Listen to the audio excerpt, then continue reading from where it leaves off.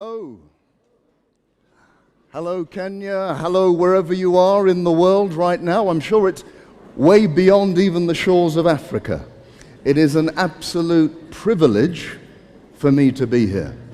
Absolute privilege. And also to be working with my long-term friends, Mark and Ernestine Finley, who are doing such tremendous work around the world.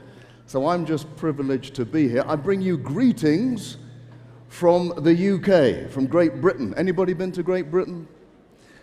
Well, you're privileged to be here. Let me tell you that, because we don't have the weather that you have. It's always raining. So when I said I was coming to Kenya, they said to me, "Can you take us with you?"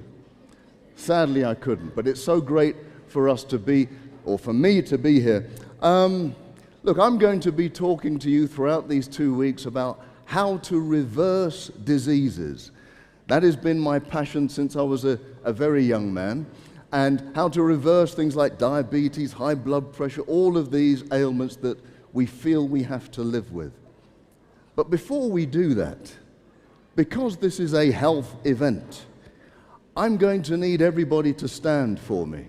Everybody stand. Those people watching online, I need you to stand as well.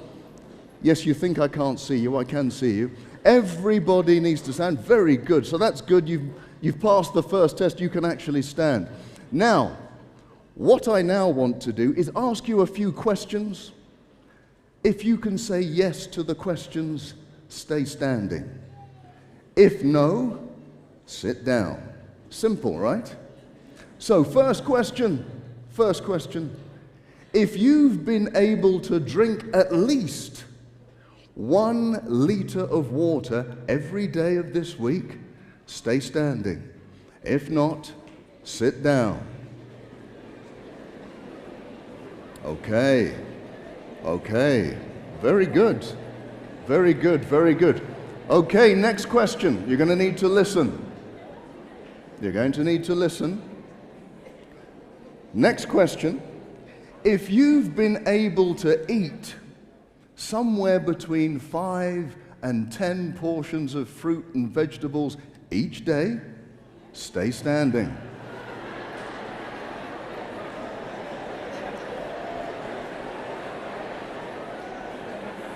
Oh, am I in the right place? This is a health event, right? Are there any people? Oh, there are a few standing. Okay. For those still standing,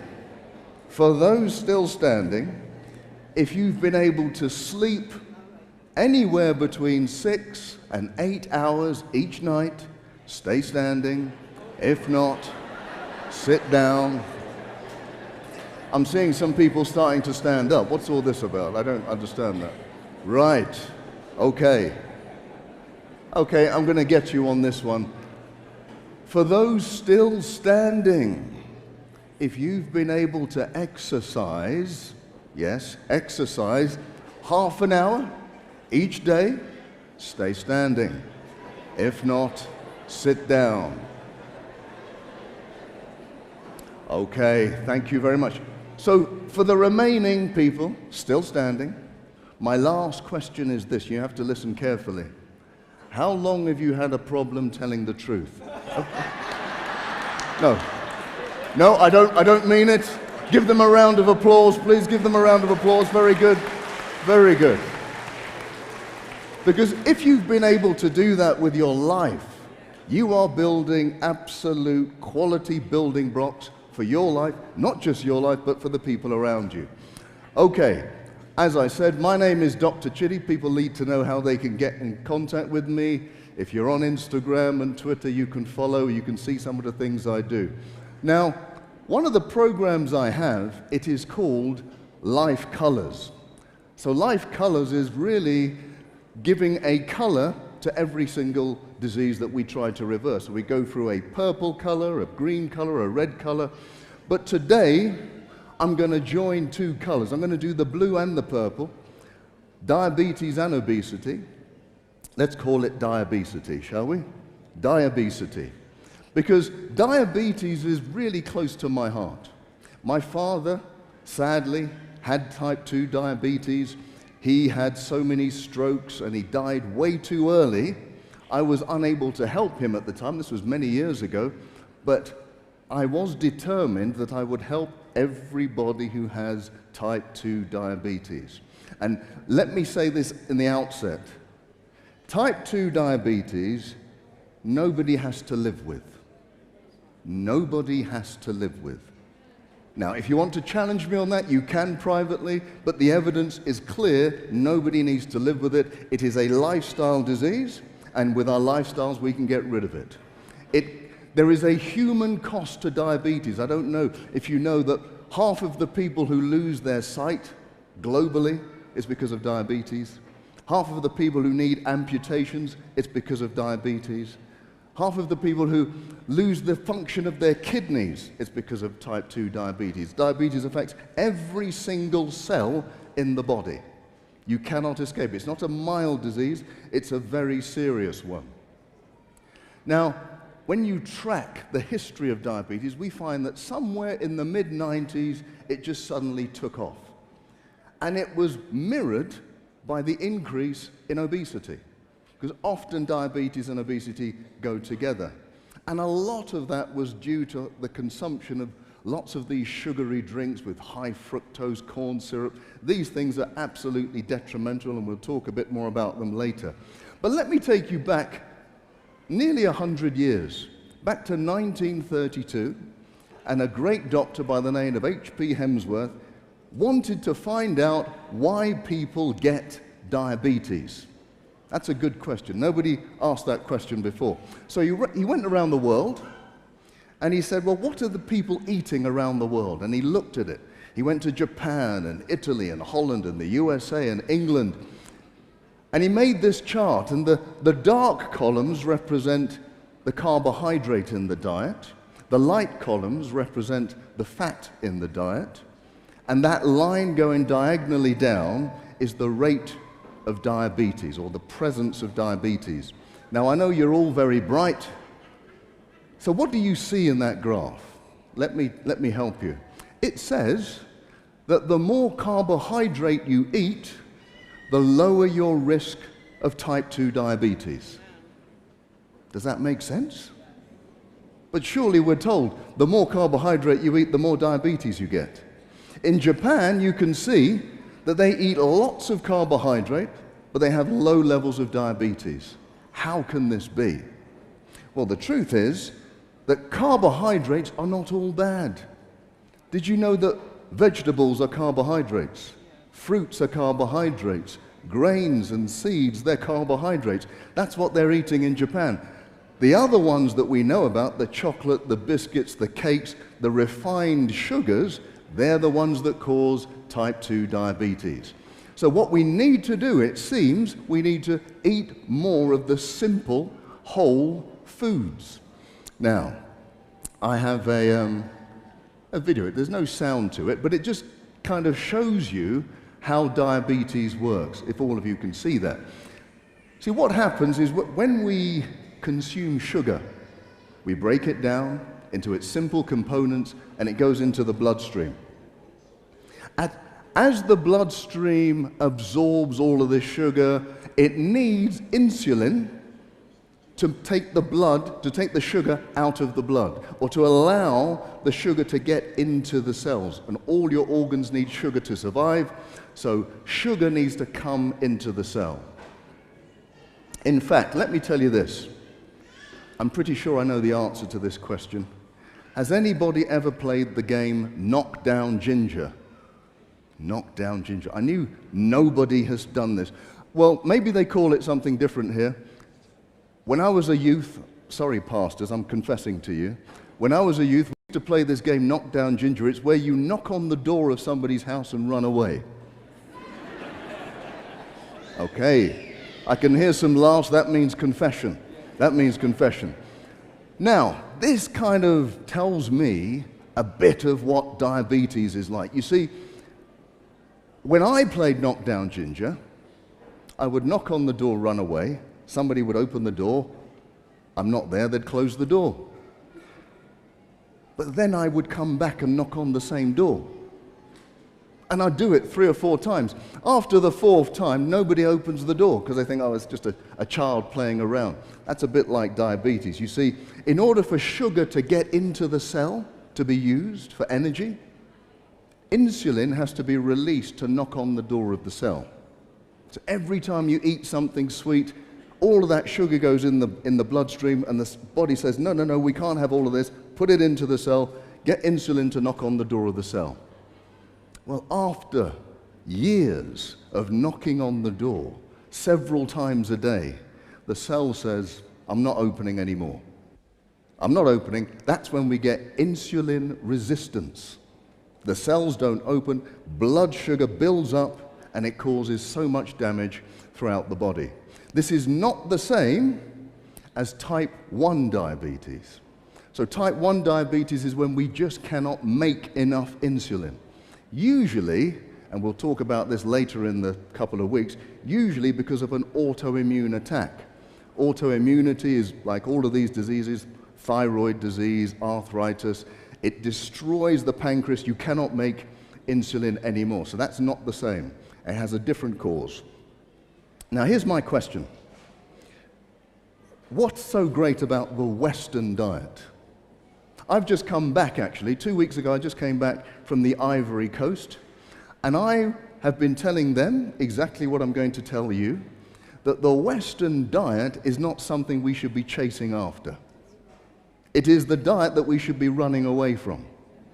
We have, Africa, the continent of Africa, is the richest continent. You know that, right? With just minerals and gems and all of that. That's true, but we also produce so much food. Good, whole food. But instead, we don't pick it from our gardens. What we do, we just wait for the McDonald's and the KFC and all of that to come, and then we get all of the Western diseases. The Western diet is so full of fat and sugar and salt and protein, very low in fiber, very low in nutrients. And we can thank this man. We all know this man, right? No? Okay, well, you know his company. You know this, right? Is there anybody who's never heard of this company? Let me see your hand. Okay. Is there a McDonald's in Kenya? No, I don't think so. There's not many McDonald's in Nigeria either. But I've been told that McDonald's is coming to Africa quite soon.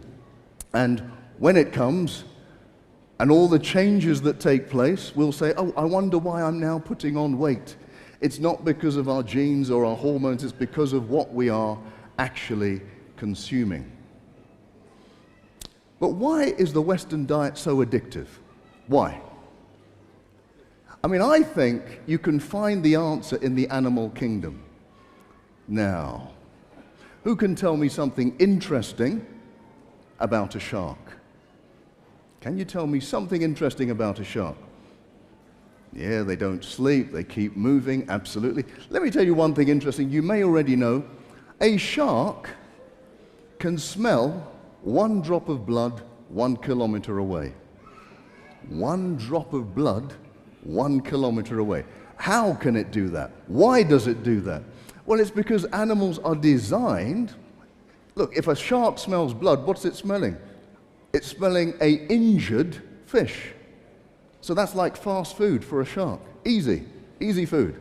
I don't have to chase it, it's going to be wounded, so it's programmed to go after it. Our bodies are like that too. We are programmed to try to save energy or conserve energy. So we want then to eat foods that are high in energy. If you give somebody sugar, they'll want more sugar. Our brains are wired that way. In fact, the wiring of our brain when you take sugar is just like taking heroin or any very addictive drug. It's very difficult to get rid of. In fact, they did some experiments with some rats. Rats are very much like humans, you may know this. So they did some experiments with rats and they fed them complete sugar as much as they wanted to eat. What do you think happened to them? They could eat as much sugar as they wanted, and that was all they could eat. What do you think happened? No, they didn't die, they didn't get overweight. They ate as much sugar as they wanted, and then they stopped. They were fine. Then they gave them pure fat to eat. The same thing happened. They ate as much fat as they wanted, and then they stopped. But when they had the combination of 50% fat, 50% sugar, and they put them together, those rats could not stop eating, and they died from obesity. There's something about the combination of fat and sugar that makes it so addictive. And where do we find that? We find it in all the cakes and the biscuits and the ice creams, all of those things that are addictive, right?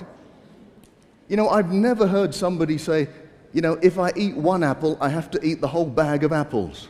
It's never happened. But if I have one chocolate, I have to eat everything and then go for more. So we are addicted. We're programmed sometimes. If we're exposed to that refined sugar, we'll want even more. Obesity is killing more people than starvation in the world today. That is the sad thing. We're coming up with all sorts of drugs to kind of combat this, but the drugs are not the answer. It's a whole food, plant-based diet. Obesity, I think, is very simple. I don't know any of you who did physics when you were at school. It's very simple. Because I get people say to me, Dr. Chidi, I only eat one lettuce leaf a day, and I don't understand how I've put on so much weight. Well, that would obviously break the laws of physics. You know, the matter cannot be created or destroyed. You cannot create fat out of nothing. So sometimes we just underestimate what we're eating, and we have to really keep a track on that. If we eat more calories than we burn up, we will get overweight. Okay. People say to me, well, I eat the same as when I was in my teenage years. Yes, that's the problem, but you're not moving as much as when you were a teenager. So now you're getting the problem of the middle years. I call them the middle years because they happen in the middle of our lives, but also they make our middle a little bit bigger. Okay, let me ask you this question. Can you be fit and fat? Is that possible? Okay, so let me see the people who say yes. Let me see your hands. Yes, you can be fit and fat. Let me see your hands. And at home. Okay. Okay, how many people say no, you cannot be fit and fat? Put your hands up. Right. So the majority of the people are so unfit that they can't even put their hands up. That's what I'm seeing. Wow. We've got some work to do here. We've got some work to do. But look, the truth is you can be fit and fat. It's possible. There are overweight people whose blood sugar, blood pressure is absolutely fantastic. They can run marathons. You know, you may have seen them on the marathons. They're running marathons. But the problem is it can never last. It can never last. The body has to do so much work to make you fit if you're overweight that when you get to your 60s and 70s, it just says, I'm sorry, I have to give up. So yes, you can do it for a short period, but you cannot do it for life. If you go down to Loma Linda and you see all those people who are 105, 104. I met a woman who was 104. She drove me around in Loma Linda. You know, in fact, she walked me around, and I found it difficult to keep up with her. None of those people are overweight. They don't make it that far. So yes, you can be fit and fat, but not for a long term. So take it as a warning. There's something we need to do. Because at the heart of all of these diseases is this lack of self-control, and we need to learn how to reverse these diseases. Are you interested in knowing exactly how you reverse diabetes? Anybody interested? Okay, 3 people are interested.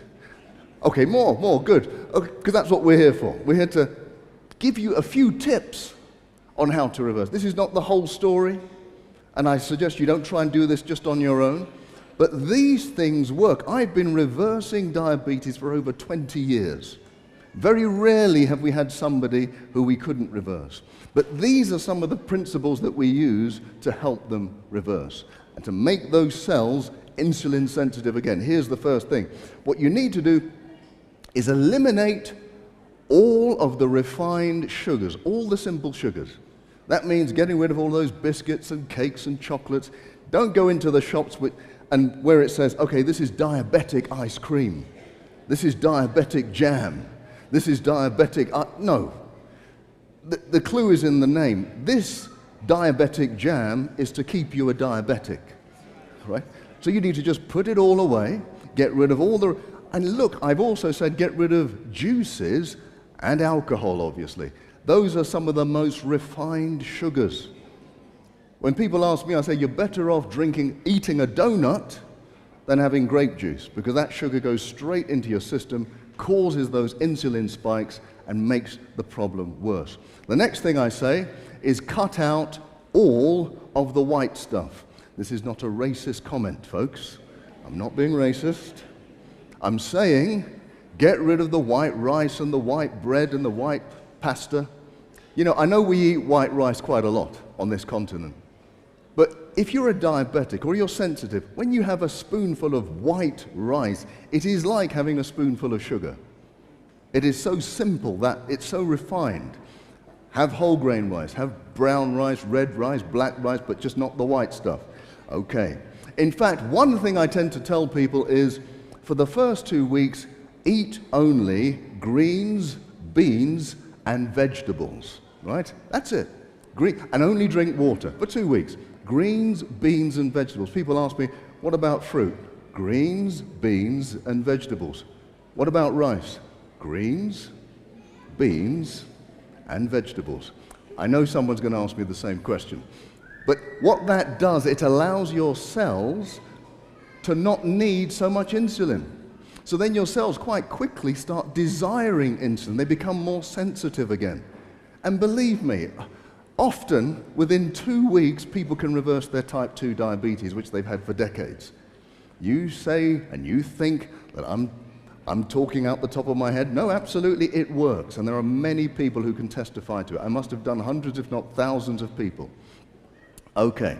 Now, I can hear what you're saying to yourselves. That sounds good. But you know what? I like my chocolate. I like my biscuits. It's going to be hard for me to give up. It's all right for you, Dr. Chidi, but I have a problem. Well, it's not all right for me. Let me tell you, for most of my life, I've had a sugar addiction. For most of my life. And I would say probably worse than anybody here and anybody online. You may not believe it. Let me give you an example. There was one time my mother came to stay with me. She knows my problem, but she bought this huge cake. A huge cake to my house. And I said, Mum, look, you know my problem. If you give me this cake, I'm going to consume it. She said, oh, just take a little bit every now and again. I said, please, just put it away somewhere that I can't see it. She put it in the fridge. All day, I'm thinking about the cake. I go to bed. I'm lying on my bed, thinking about the cake. I can't sleep. I said, well, how am I going to get to sleep? I had a bright idea. I'll tell you what I'll do. I'll go downstairs and have a look at the cake. And then maybe by looking at the cake, it can satisfy me. I go down, I look at the cake. Well, maybe if I have a very thin slice, I think you know what happened. By the end of the night, I finished the cake. And I blamed my mother. So I have an addiction, so I know how difficult it is. So I've got some help for you. Do you need some help with your addiction? Yes, you do. So I've got some help. It's called the Dr. Chidi method, named after some doctor, I don't know who. But yes, Dr. Chidi method, it says this. Look, if you have this addiction for sugar, the worst thing you can do is say, I must not have the cake. That's the worst thing you can do. Because your brain, like a child, when it's told that it can't have something, it wants it even more. You know that, right? Oh, I can't have the chocolate. You finish the whole thing. The best thing to do is to say, I will have the cake, but I will have it in half an hour. Even I can wait half an hour. At the same time, eat something like an apple. You eat the apple, you digest the apple slowly, it releases sugar slowly into your system. After half an hour, you have enough sugar in your system to help you overcome that desire for the cake. I can see what you're thinking. After half an hour and an apple, I still want the cake. Well, look, if you still feel like that, do the Dr. Chidi method again. Maybe you'll eat 5 apples in a day. That's good, because most of you had to sit down when I said if you could eat 5 fruit and vegetables. Okay, sometimes you may fail at the Dr. Chidi method, but I guarantee you will fail less frequently than if you try to just avoid it. So the reason why it's called the Dr. Chidi method, by the way, is because it stands for something. It stands for don't resist it, choose to have it, but delay it. Don't resist, choose to have it, but delay it. It helps us to overcome those desires. Something else that can help us overcome the desires, but for this I need a volunteer. No volunteer. Yes, come forward, yes. Pastor, thank you. Thank you for being such a volunteer. So people need help overcoming this desire for sugar. And I want to show you an experiment. So, if you had to eat 4 apples in 2 minutes, very quickly, really have to get them down, which apples would you choose? Would you choose those golden delicious ones? Or would you choose the Granny Smith ones? The golden delicious. You would choose the golden delicious. Who would agree? Who would choose the golden delicious? Who would choose the golden delicious? Okay. Who would choose these ones, the Granny Smith ones? Okay, there's always some strange people in the audience. Okay, thank you very much. Well, thank you, Pastor. Thank you. That's great. Thank you so much. My apples? After. Now look, the reason why most people would choose the golden delicious is because they're sweeter. If you try the Granny Smith apples, they're quite sharp. They're very tangy. And what that does actually, that tang suppresses much of our appetite. If you eat something, let's say you started eating your donuts and you eat something sour, it stops you wanting to eat something sugary. Also, if you break it up with something bitter, it will also stop you from wanting to eat something sugary. You know, what I say is bitter is better and sour has power.